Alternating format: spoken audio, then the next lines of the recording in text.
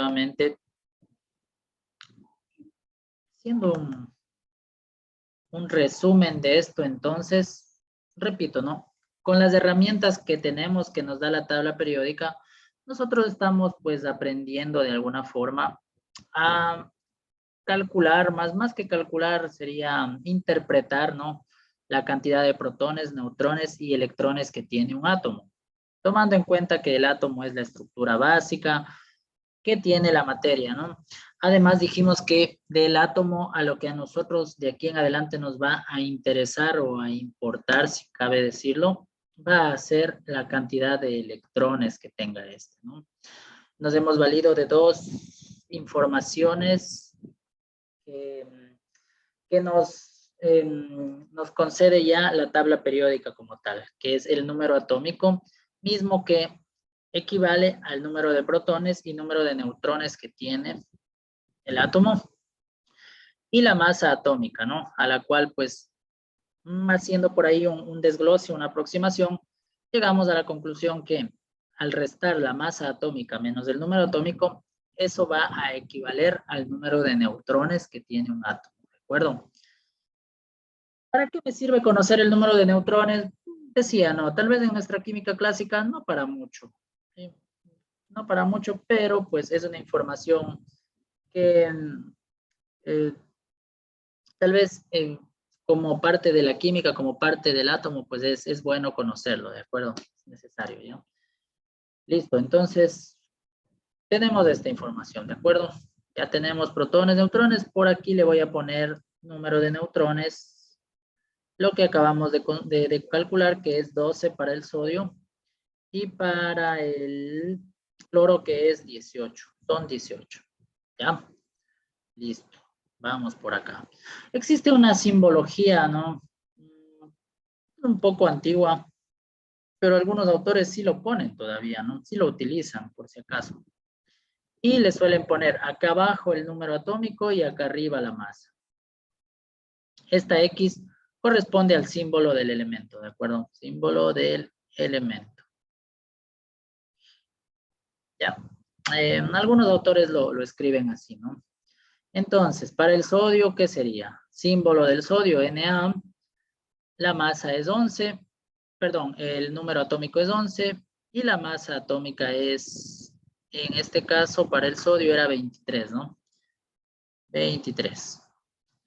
Por acá, para el cloro, tendríamos símbolo del cloro, el número atómico 17 y la masa atómica 35, ¿no? Esta es una simbología general, les decía, ¿no? No se vayan a confundir, de pronto diga, pero no se supone que en la tabla periódica, algunas veces ha pasado eso, ¿no? Dice, pero en la tabla periódica no se supone que el número atómico iba arriba. Sí, porque la tabla periódica normalmente le ubica ahí, ¿no? O sea, es como ellos lo ponen. No, no es que siga una ley o algo la tabla periódica. Podría ponerlo al lado izquierdo o lo que sea. Por eso siempre fíjese en el elemento que tiene aquí como símbolo, como guía, perdón. ¿Ya? A ver dónde es que le está ubicando el número atómico. Podría haber una tabla periódica que le ubica acá, donde está la masa atómica. Pero por lo general le ubican a la derecha, al lado superior, ¿no? Mientras que la simbología mundial, general, digámoslo así, suele ponerlo así, ¿no? ¿Ya? Listo. Entonces, ¿qué más podemos decir? Bueno, a esto sumémosle esta parte que yo les iba a comentar, ¿no? Les estaba diciendo. Fíjense que las masas, ¿sí? Masas atómicas, recuerden, están en la parte superior izquierda de todos los elementos. Esas masas no son un número entero. No tendría por qué serlo también. Recuerde que la masa es una magnitud, ¿verdad? Es una magnitud que tiene sus propias unidades, ¿de acuerdo? Y corresponde a la cantidad de materia que tenemos, ¿ya? Entonces, el porqué de estas masas no son constantes es porque por lo general corresponden a un promedio de los isótopos llamados, ¿no? De los átomos que tienen el mismo elemento. O sea, en otras palabras, el hidrógeno tiene diferentes tipos de átomos de sí mismo. O sea, pero no es que difieran excepcionalmente, ¿no? Pero sí tienen ciertas características distintas. Entonces aquí no es que le van a poner todas las masas, ¿no? Sino le ponen un promedio. No sé si me hago entender. Más o menos es algo como esto. Por ejemplo, yo tengo el átomo, vamos poniendo aquí, de hidrógeno. Este átomo de hidrógeno presenta 3 átomos de sí mismo. Tengo el hidrógeno, todos tienen un número atómico de 1. Eso no puede cambiar, porque si cambiara, estaríamos hablando ya de otro átomo o átomo de otro elemento. El primero tiene una masa de 1, el segundo una masa de 2 y el tercero una masa de 3.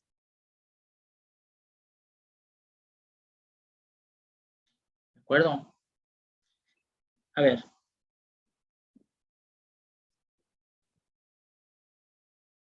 ¿Cómo dije que se llamaba eso? No Repita, sé. Inge, repita que no entendí. Por favor. Ya. Espera.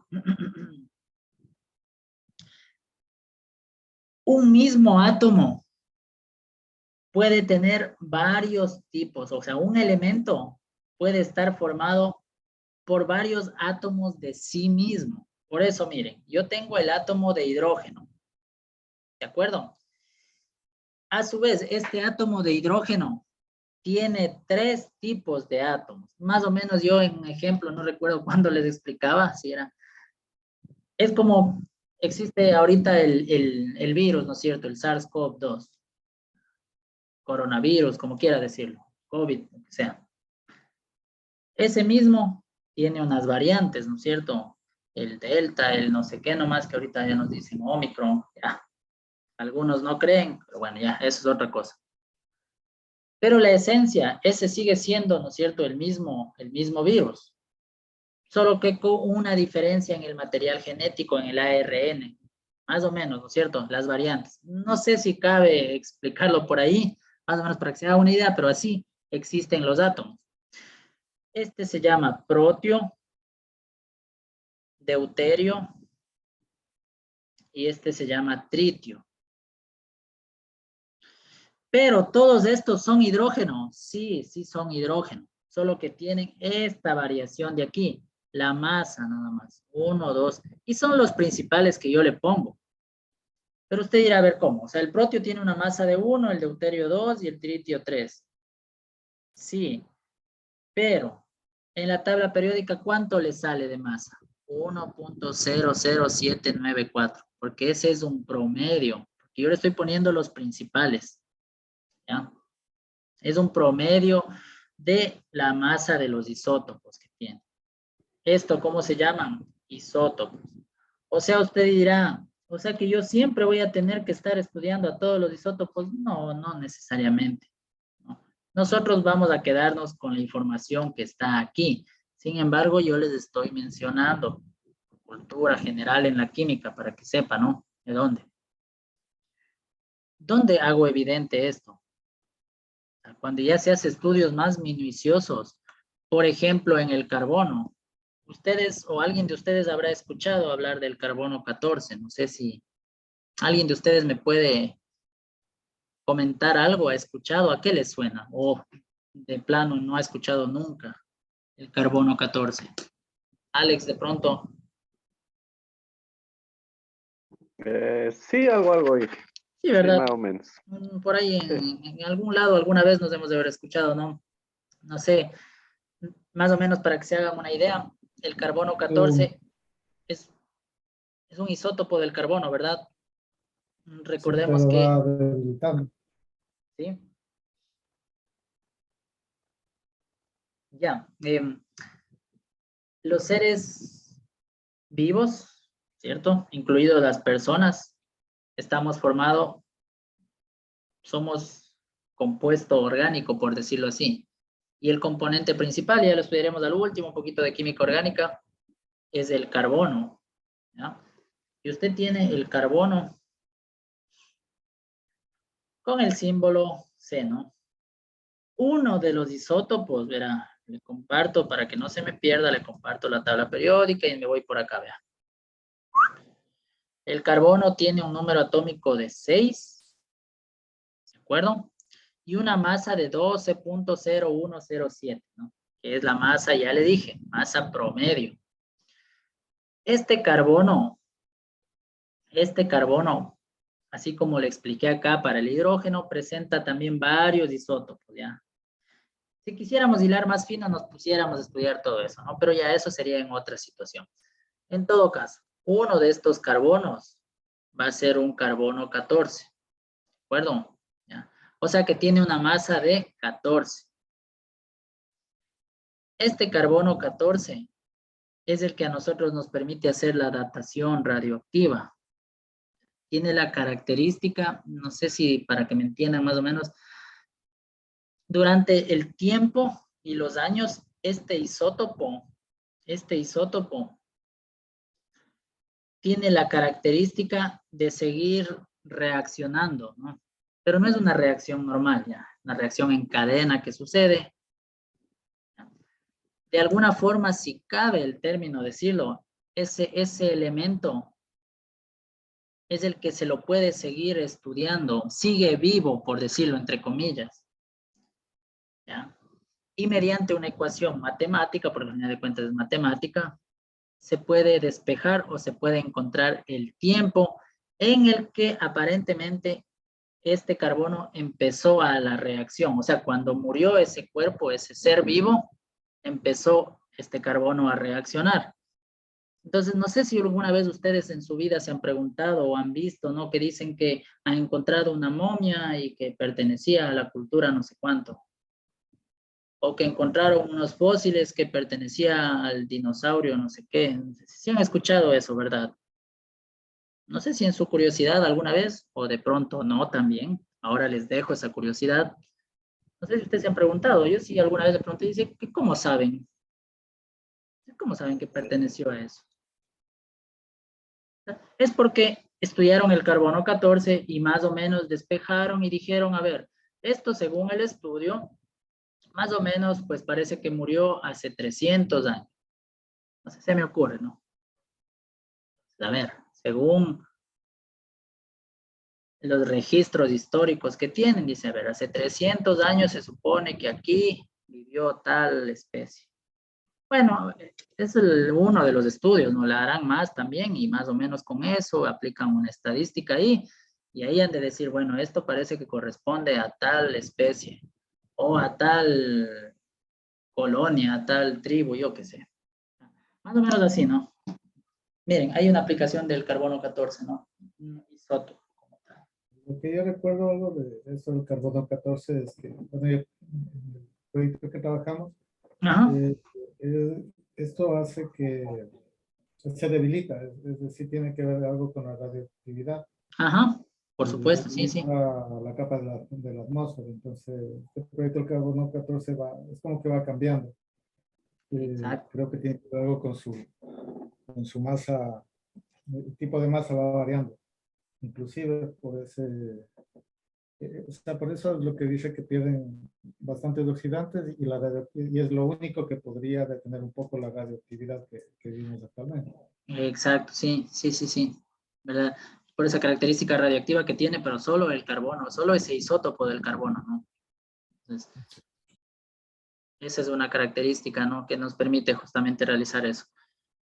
Bueno, digo, no, estudiar esa parte es interesante también, es chévere, es bueno, ¿no? Pero por ahí va más o menos, ¿no? Pero bueno, cabe recalcar que eso se debe solo al carbono 14, ¿verdad? Al isótopo de carbono 14. Que no todas las estructuras la tienen, tampoco las estructuras orgánicas, ¿no? No podemos saberlo así. Ya vamos a ir estudiando así de a poco, un poco mejor, digamos, los elementos por grupos también en la tabla periódica.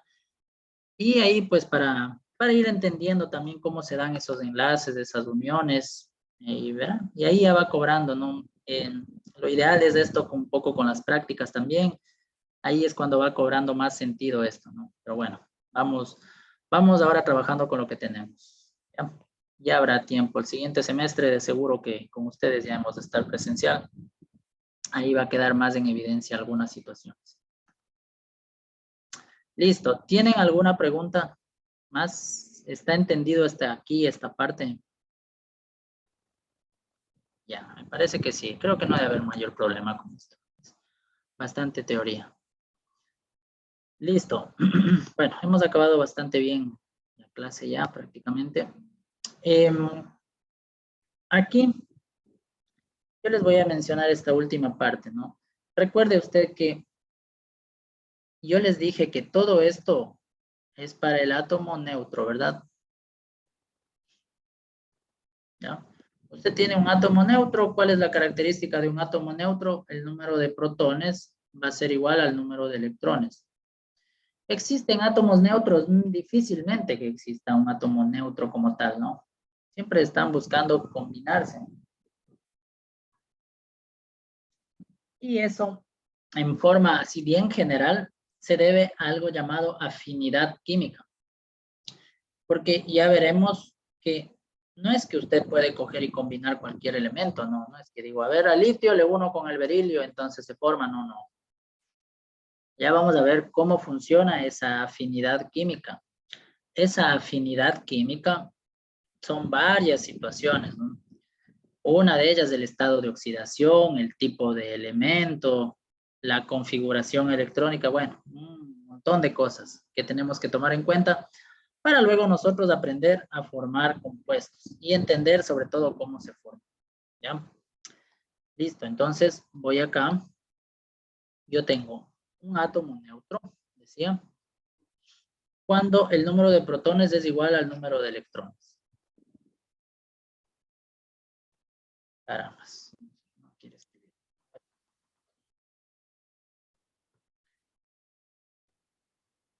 Ay.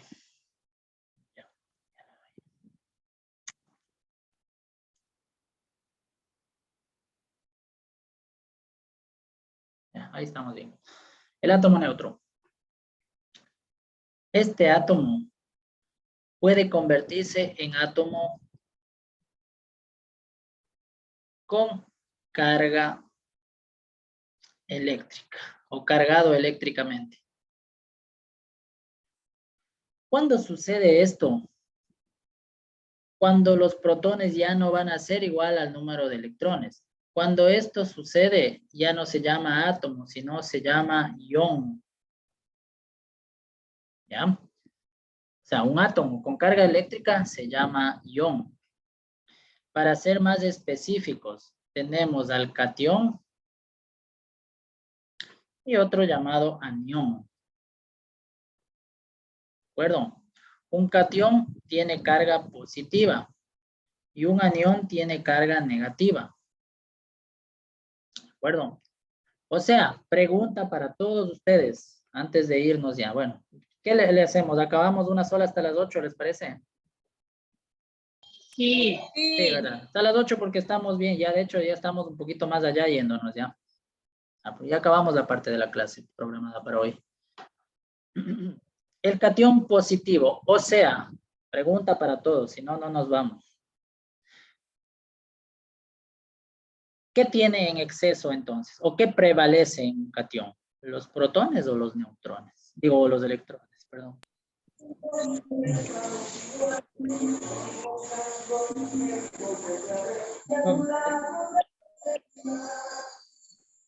Habilitaron un audio por ahí, pero no me dice. Los protones. Los protones. Les silencié porque andaba por ahí una salsita muy romántica para el momento. A ver, ya.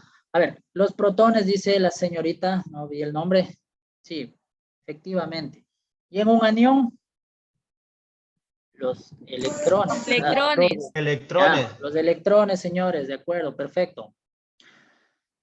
Entonces, ¿cómo sucede esto? O sea, ¿cómo se forma un catión y cómo se forma un anión? Sería la gran pregunta.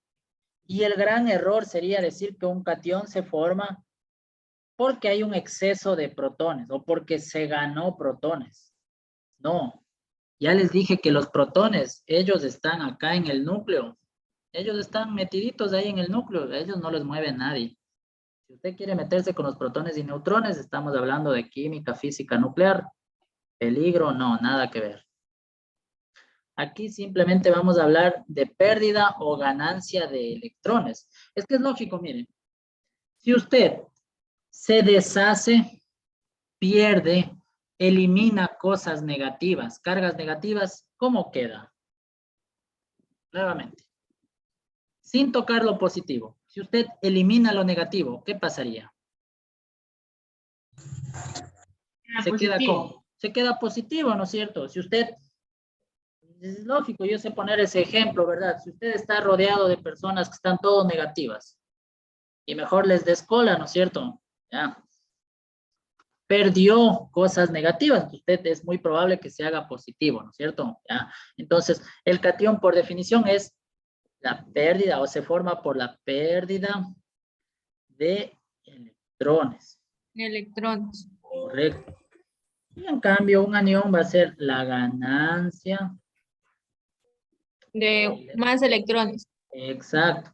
¿Se fijan? Yo para nada he topado a los protones, ¿no? Nada que ver. Los protones, ellos están metidos en su cápsula ahí, nadie les mueve de ahí. Ejemplos, miren, por ejemplo, yo tengo aquí, se me ocurre el manganeso más 2. Se me ocurre el sodio más 1. Son ejemplos, ¿no? ¿Qué significa esto? El manganeso ya no es manganeso como tal, ya no es átomo neutro, sino esto es el catión, ¿verdad? ¿Qué pasó? Perdió ¿cuántos electrones? Los equivalentes a la carga que dice aquí, perdió 2 electrones. Ahora, yo sé que ya están por confundirse algunos, pero no me han de querer decir. ¿Ya? ¿Pero cómo? Si está más 2, debería haber ganado. No, aquí es al revés. Si se hizo positivo, significa que perdió. ¿Por qué? Porque está perdiendo cosas negativas. Aquí, igual, es el catión mismo. ¿Qué pasó aquí? ¿Cuántos ha perdido? ¿Cuántos electrones? 1. Claro, un electrón. Entonces, cuidado con confundirse, va a decir, pero está más 1. Debería ser ganó, por eso está más, no. Es que en nuestra mente, el ganar para nosotros siempre es positivo, ¿no? Es lo que nos hace pensar nuestro cerebro, digámoslo así. Pero ya le estoy explicando por qué. Lo que pasa es que aquí estamos hablando de pérdida o ganancia de cosas negativas. En cambio acá, miren, yo le voy a poner el cloro menos 1, se me ocurre, azufre menos 2. Este ya tiene su nombre propio, se llama cloruro. Es un anión cloruro. ¿Qué pasó en cambio este? Ganó un electrón. Este se llama anión sulfuro. ¿Qué ha pasado? Ganó 2 electrones en cambio. ¿Qué les parece? Inge, y cuando se dice sulfuroso, Sulfuroso, eso es parte de una terminación de nomenclatura ya, sulfuroso, ¿no? pero viene de eso mismo. Claro, viene de azufre, sí, sí, sí. Sí. Ya. Ya vamos a ir más allá, ¿no? El sulfuroso viene de azufre, es para denotar un tipo de nomenclatura, ¿no? Ya vamos a ir viendo para allá. Sódico, por ejemplo, del sodio, clorito, cloroso, perclorito, ya vamos para allá, ya, eso es nomenclatura, eso. Ya, listo. Preguntas tienen hasta ahí, por favor.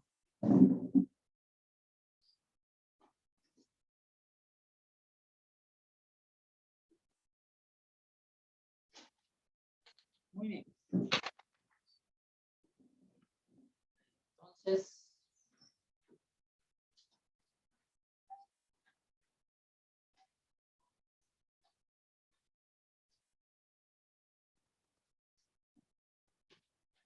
¿no tienen preguntas? Vamos a la merienda. Pero, a ver, antes de pasar, hagamos la corrección rapidito. Ustedes tenían un taller, ¿se acuerdan? No. 5:58 queda. Corrección del taller. Rapidito. Ya. Vamos a darle Oye, Inge, rapidito. no hay cómo hacer una... No. Y le pregunto y me dice no. No, mentira, ya, espere, al final discutimos de eso, al final ya con Verán, primero teníamos una pregunta en la cual a usted le daban unos datos, le daban una densidad que era de 21.45 gramos por mililitro y le daba un volumen que era de 0.03544 litros. En la pregunta A le decía que ese volumen, ¿verdad? 0.03544, ¿no? ¿Ya? Litros decía ahí, la expresa en notación científica con 3 cifras significativas. Entonces usted tenía que decir que era 3.54 por 10 a la menos 2. Era importante, no 3.5, porque le está pidiendo 3 cifras significativas. ¿Sí? No tenía que olvidarse de las unidades también, ¿no? Litros, kilogramos, lo que sea. A la siguiente pregunta le decía que usted exprese eso en nanolitros. Entonces usted podía decir que 1 litro equivale a 1 por 10 a la 9 nanolitros. Eso usted lo operaba, ¿verdad? Y le iba a dar una respuesta de 3.54 por 10 a la 7ª nanolitros. Porque también le pedía con 3 cifras significativas. Si usted escribía el numerote grandote ahí, 3, 5, 4, bueno, también podía valer, ¿no? No recuerdo si le decía que escriba en notación científica. Me parece que sí decía que escriba en notación científica. En todo caso, usted aquí va a poner 1, 2, 3, 4, 5, 6, 7. Un 0 está además ahí. Ahí, nanolitros. ¿Verdad? Ya. Vamos con el literal C. El literal C decía que lo exprese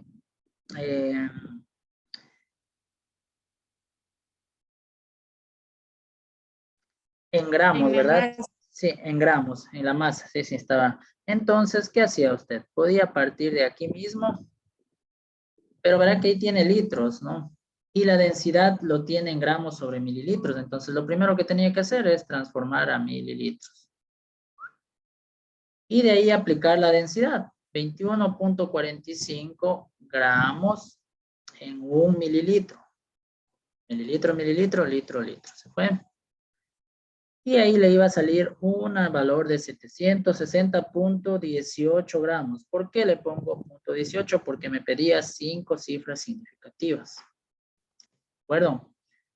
Literal D. Me decía que eso exprese en kilogramos. También eso era, no, regalo. 1 kilogramo, 1000 gramos. ¿Verdad? Y eso le salía 0.760 kilogramos. ¿Por qué? Porque le pedía con 3 cifras significativas. El literal E decía que tenía una temperatura de 1768 grados centígrados. Me parece que era un punto de fusión del platino, no estoy seguro, creo que sí. 9 quintos, ¿verdad? Por grados centígrados, dice la fórmula, más 32. O sea, 9 quintos por reemplazo nada más 32. Eso me daba un valor de 3214.4 grados Fahrenheit. No le decía nada de cifras significativas. Y por último le daba un número ahí, 0.1234. 1, 2, 3, 4, 23,04 kilogramos. Y decía que esa la expresa en notación científica con 2 cifras significativas. Usted tenía que poner 2.3 por 10 a la menos 5 kilogramos. 2 cifras significativas, señores. Esa era su resolución. Sí, veo que no, algunas personas no alcanzar, ya, créanme que yo ya sé esta situación. Vamos a tomar otro, pero este valor no es que lo puedas, no es que otra,